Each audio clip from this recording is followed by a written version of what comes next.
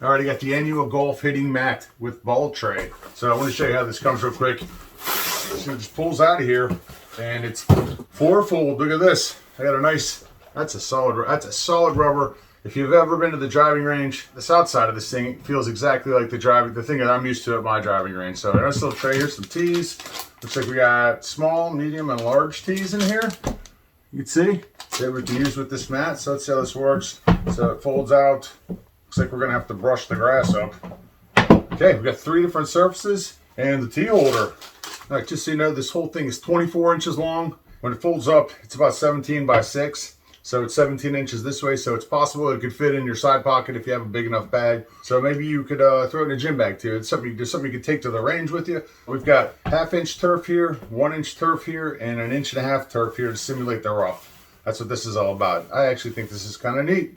Surface. Now it looks like the tee is placed over here. So I'm assuming if you're right-handed and you're hitting a driver, you're going to want that up here. Here's the tee itself. Kind of like the driving range one, but a little bit smaller, so you can put a tee in it. But if you wanted to, you could actually, looks like you can punch this hole out right here and move this over here to the center if you are a left-handed golfer, or wherever you want.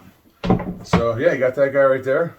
Tee sits in there, golf ball on top, you're good to go. On the back here too, we've also got different tee locations if you wanted to put something up in there. I don't know why you would on the longer, you already got the shorter grass for the tee, but the option is there. It's a nice absorbent rubber here on the bottom. So I don't know as far as slide around goes. I'm not sure how that's going to work, but we'll find out.